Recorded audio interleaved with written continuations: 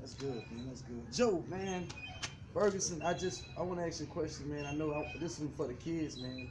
Um, what can you tell our generation today that's caught up in the street life? Because I know you deal with a lot of kids. I know you cut a lot of kids' haircuts, and I mean, you've been in the barber business how long? 28 years. 28 years. So you have seen 16. generation from generation to generation. Yeah. So what is your motto? What do you tell the young people that come? I know you've seen people lost their life. Some people you probably cut their hair, went back out, and lost their life, man. So what positive words could you give the young kids today that's in society now, that a word of hope? You know what I'm saying? That it's possible to get out. It's possible to change, man. You gotta say patience. Have patience. Because that's the biggest trick, man, that the enemy, the devil uses against us is patience. We have no patience. We want everything now. And that's how the world is. We want fast money, fast cars, fast everything. I've been cutting out 28 years, man. So, I earned to be where I'm at. You know what I'm saying? My self-will, God help. You see what I'm saying? So that's the biggest thing I can tell the kids, man, is slow your roll. Pay attention. Have patience. Don't rush your life. My mom always told me, you're going to die anyway, so take your time and die. You see what I'm saying? A lot of people rushing to the graveyard, doing foolish things, man. So have patience and enjoy your moment. That's the only thing that exists. See, now I have the same question for you, man. For the young people, what you very well known, C-Nile. You know what I'm saying? You're very popular, and especially in the rap industry, and you're artists. I mean, kids listen to your music. And what inspiring words would you tell the kids now, this generation, going on 2016? I'm talking about the new kids now. That's on the block that going. They're not thinking no more. They just doing what feel comfortable to them at that moment, at that time. Yeah. So how would you help the young kid? What would you say to give encouraging words, man, for the young generation today? I mean, really, I think a lot of people think that it's one way to fix this generation or the problem, but you got to think, man, you got so many problems. So you need people from every walk of life coming together. You know what I'm saying? Because I come from the streets, but there's a guy who can't identify with the way I live my life and the way I think. So I need another guy who's been in church his whole life. Then we need another guy who's worked his whole life. Then we need a lady who's been raped or whatever, and she overcame. Then we need this girl who got pregnant at 16. You know what I'm saying? We need all these different people to come together to be able to help. So there's no one answer. I mean, the only thing I could do is tell them from my experience, and I mean, my experience just to tell them, don't jump off the porch too fast. Don't go out there in the streets. Right. Trying to be grown too early. That's why it's called street life testimonies. Yeah. The reason because a lot of kids are in the streets. A lot of people caught up in the street. You see what I'm saying? It's the street life that got them so caught up. It's the glamorization of all of it. And then, I mean, you really can't blame them in a sense, because it's like this here. In the school, the 12th graders set the standard for the 11th, the 10th, and the 9th graders. So if you see the daddy, the uncle, the cousin, everybody who's older than you, those who you look up to doing it, then what else you gonna do? Because this is what you see. I mean, you're gonna do what you around.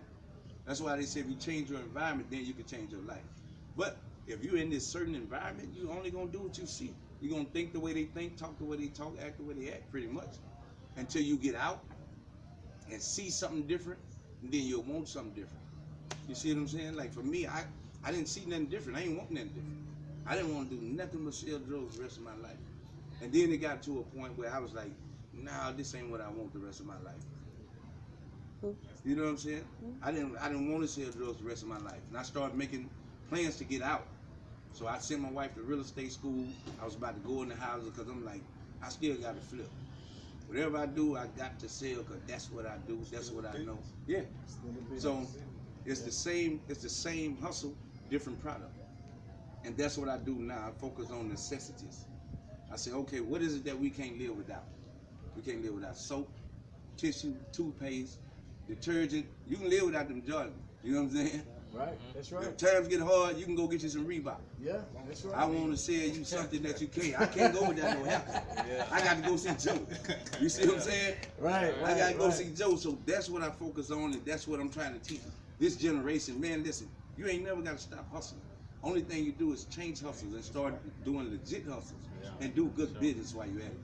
The thing of it is, there's more ways to make money the right way than the wrong way. Exactly. You just choose to do the wrong ways because it's popular, it's fame in it. You know what I'm saying? Right. You know, quote unquote, that's what they say. That's the mirage that they give you. Yeah. You see what I'm saying? But I mean, it's so many ways to make money the right way. I mean, the door is wide open for it, but we choose to do foolish things. You know, if you got guys that's a crane operator, man, making topping out at $30,000 an hour. You know what I'm saying? But the young generation, you tell them, you know, and in our neighborhood, we tell them about, hey, you do a crane operator, you know, heavy equipment, you know, they're like, nah, you know, ain't no glory in it. You see what I'm saying? But you got people that's actually doing great. Yeah. You see what I'm saying? But I mean, you just gotta expose them to those type of opportunities, other than the small box that the opportunity that we think that's all we have to do. You see what I'm saying? Yeah. That's what's going on, you know, with the young generation. And I like what he said too, you know, just to reiterate what he said, you know, where a dude said, I want to play football instead of thinking, I want to own that team. That's right. That's what that's what I'm about, and that's what I'm trying to do now. Even with myself and everybody I come in contact with, I'm saying, hey man, listen, you can do your own thing. You got to go through a period of sacrifice to get there, but in the end, it's worth it. And then, like, even in the streets, when you're in the streets, you didn't start out with no key. You had to go through peddling quarters and quarters and quarters at first, and then you build up to a quarter ounce. Then you build up to a half. Then you build up to an ounce. Then you build up. You know what I'm saying? Right. So it wasn't, even though it seemed like it's a fast process, it really ain't. It was years and years before you came into the right contact. Exactly. And it's the same thing in the legitimate world.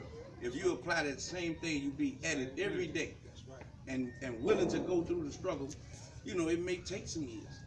But it's going to take you years in the streets. But then at the end of the day, going in the streets, it may end up taking your life. Right. Take your freedom. To where you can't get nothing if you're dead. You know, we have to think about the people that we leaving behind and not be so selfish and think about us. I tell a guy all the time, he's like, man, I'm doing this for my family. I say, man, stop lying to yourself. That's right. You ain't doing that for your family because your family don't need you to have $500,000. Your family don't need you to have $100,000. Which you spending up most of it, you know what I'm saying? Buying all these clothes and Jordan stuff, things that ain't gonna mean nothing in 3 years. No value. Absolutely no value. You go outside, talking about one of your kids get a marker right over your shoe, them 200 gone down the drain. No value at all. Absolutely no value. I don't buy no Jordans. Not because I'm being cheap, because when I came home, I had about $50,000 worth of clothes and shoes in the closet that I couldn't even use them on. No value. And after that, I said, you know what? Never again. That's right. Simple. Just like this here. Still look good. That's I right. go stand right on next to the room, just spent Yeah. $900 to $1,000 on this outfit, and I'm gonna look just as good. And I'm gonna be sitting up there, man, I ain't spending nothing about it one something. That's right. You see what I'm saying? The thing of it is just, you know, and I say it in the shop all the time, that we are the value. That's You right. see what I'm saying? But we give other things value, you know, make them more valuable than us. Yeah. If Jordans wouldn't be nothing if we don't buy them.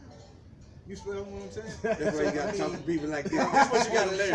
Stop talking to them people in your hood and go and talk to somebody like I'm this. telling you, man. That's the difference. Yeah, that is the difference. Once He you tell me know that, that, man. He really do. you are the value, you know, you make things be what they are, then you know, that's your first start. You see what I'm saying? That's the first start. Knowing who you are, knowing the value that you have, you know, you make drugs value. You make robbing someone value. You see what I'm saying? You give that more power than you. Because once you trade that in, then it took your value. You follow what I'm saying? You were incarcerated. You see what I'm saying? You know value to your kids you leave out here, your parents, because when you do time, they do time. You follow what I'm saying? And they hurt them worse than you. You see what I'm saying? I feel like you're selfish because you know, you leave your responsibilities out here for someone else. You follow what I'm saying? Right. When they are what? Your responsibility. So that means you're not loyal to your responsibilities. You follow what I'm saying? Yeah, that's right. So once you know that you are the value, and be okay.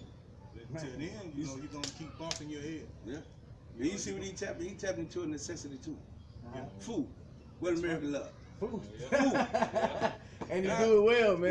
What show me somebody that can live without some food.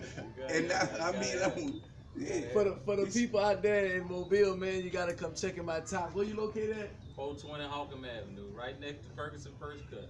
And then if you ghetto like me, you can even go and get a fried bologna sandwich. Straight up, I know I get them too. Listen, it's the best bologna sandwich, man. Listen, I'm telling you. He ain't lying. I went over there, what I did, I came back is- there, let me get a bologna sandwich. I forgot about this. It ain't no ordinary bologna sandwich though. He fixed it up. I'm telling you, and this thing was good. He put the lettuce on there. Yeah.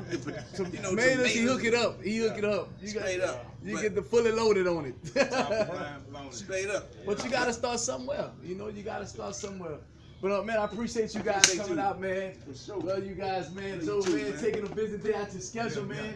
It's important, man, to help the community, and it's all about the young generation, and that's what this is all about. Street Life Testimonies, to reach, like C-Nile said, to reach those guys where they are. We gotta go where they at. They're in the streets. We gotta go meet them in the streets. We can't be distant from them because we came out the streets. We gotta go back and meet them and help them up. And tell them there's another way, it's an opportunity to come out of there. You don't have to stay stuck there. That's the thing. People think they got to stay stuck there. You don't have to stay stuck there. You can come on out and see the people that was in them same struggles. I was on drugs, man. It was hard for me to come out of the drugs that I was on, but I did it. So it's possible. Sold drugs in my life, done 10 years. So it is possible to make a change. So what I tell you right now, man, when you see an opportunity come your way, take it. No matter how long it is, no matter if it looked bad at the time, take those chances. Take that opportunity to get out the streets. Don't get caught in the streets and down the streets. Street Life Testimony, man. We love you guys, man. Thank y'all for watching.